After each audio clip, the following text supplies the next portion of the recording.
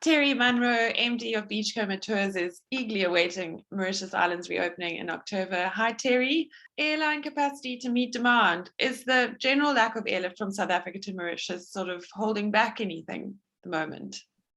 Yeah, certainly. From the news of 1st of October, the starting date we had a while ago, we battled to confirm clients onto flights because of the lack of flights. We had a couple of flights in October, and then the demand was like probably 5 times the number of flights. And also remember, we had a lot of COVID bookings that couldn't travel because of COVID. And we've got all those passengers sitting in the wings as well. So yeah, so the flights have been far too few.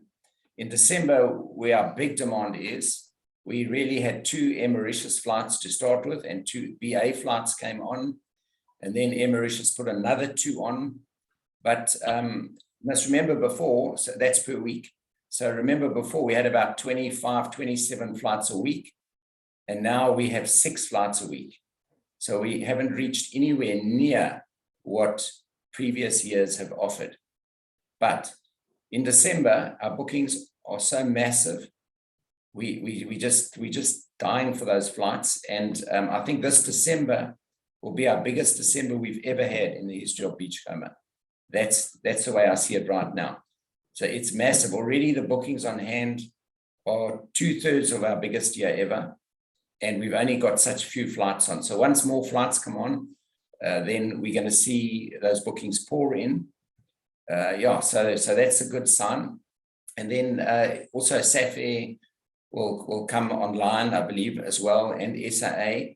And Air Mauritius are still in administration. So once they come out, they can be moved more freely to add on extra flights when they feel that it's worthwhile. They just have to bat cautiously. Being in administration, you can't take any, let's say, risky decisions.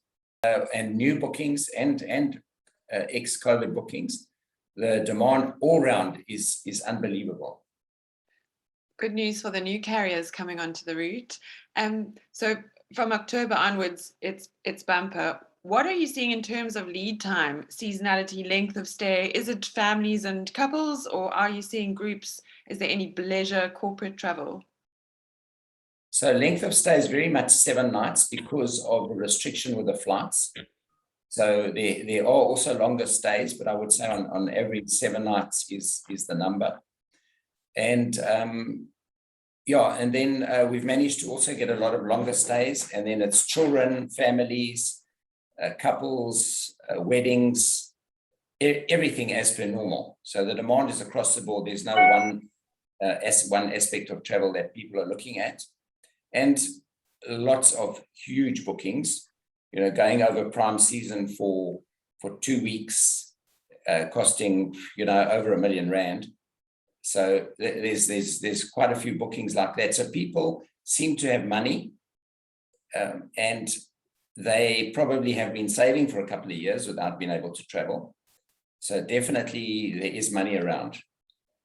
And also we've had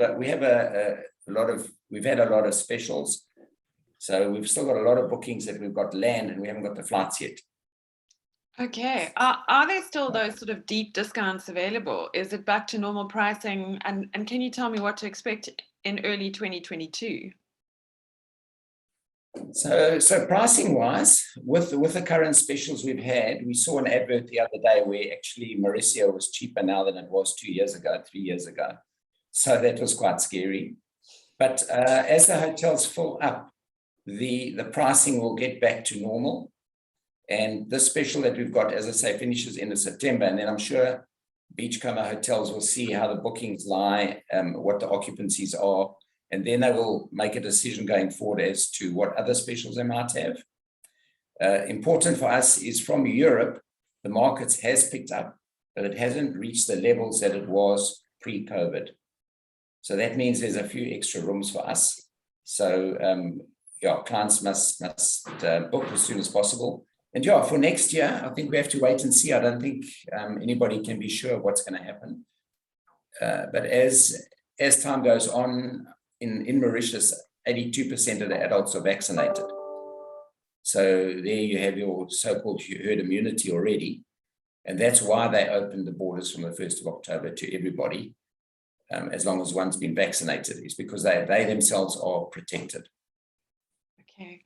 And what is your expectation then for a full recovery? Are we talking months or years to get back to where you had grown the market before COVID? Well, I think we've just opened in October with our 3 flights now, instead of per week, instead of 12 or 14 flights a week. And yet for October, if we'd had more flights, as I say, the demand was there. So I think that the demand is going to be back quickly. I'm probably more optimistic than most people. But from what I see in requests and bookings at the moment, and bear in mind, we've got a ton of bookings that previously were booked on COVID. They're just waiting to book their holidays because they've got EMDs, they've got vouchers for their air ticket, and they just need to add the land and they can be on their way. So I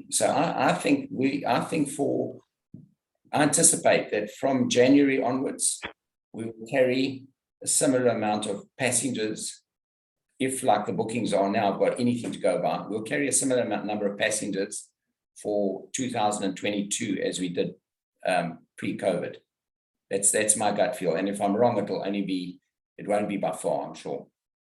What are some tips then for agents that can help keep the destination fresh in the minds of the customer, especially repeat customers? We might have a lot of repeat business next year if South Africa is closed or from other parts of the world.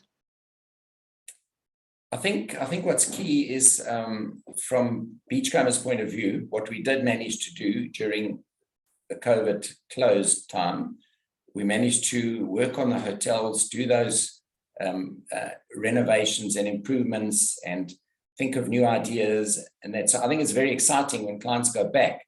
They're going to be pleasantly surprised. And obviously Mauritius is unspoiled, not having visitors for a couple of years. So I think the sea is going to be good.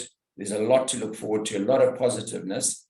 And, for me, I can just thank the Mauritian government that they said 1st of October, and they never budged from that. That was what we heard a few months ago, and people were listening to all rumors and everything. But for me, I stuck to what we had been told, and it's exactly what happened. So, I take my hat off to them there. We haven't been chopping and changing and et cetera, et cetera. So, I think we've got a really exciting time ahead of us. And at the moment, we are just trying to cope with the workload, because these old COVID bookings that were there, and then they moved, and then this happened and that happened. One's got to follow the history and try and pick up what are the special requests and see that booking through. So now a new booking is a walk in the park. So there's a lot of time needed to finish those old COVID bookings off as well.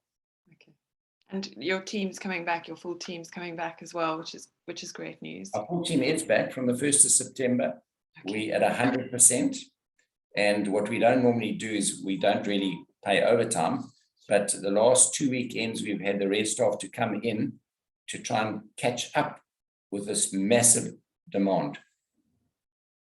That's great. That is great. You touched on it briefly earlier, and I'd like to ask you how South Africa stacks up against the island's other major source markets. Did we lose any ground in terms of inventory and point of sale while these borders have been shut? You said demand is built up everywhere. We're in the lead at the moment, but what are you doing to ensure that there's enough inventory and pricing sort of set aside for the South African market? Yeah, I think for the South African market, obviously Mauritius as a destination has to compete price-wise with other markets. But I think Mauritius is so well known and so appreciated, so highly respected, that clients want to go back to Mauritius, and that's a massive advantage for us. And yeah, I think overall the smaller islands, they don't really have the same capacity and the same number of beds as one has for Mauritius. Also, being at 3.5 hours away from Johannesburg is a huge advantage. And the quality of the holiday will stay there forever. It's not something that's going to worsen. And that's what's highly respected, I think, compared to a lot of our competitive islands. So yeah, I think all in all, we're well placed. As I say, the hotels are in good shape. The staff are trained well on protocols, etc. And yeah, I think that we're just going to be we're going to have very happy clients, and that's going to carry us through. Thanks very much for joining us, Terry. Oh, thanks so much, Sarah. Lovely to see you again, and we hope we can give you a hug soon.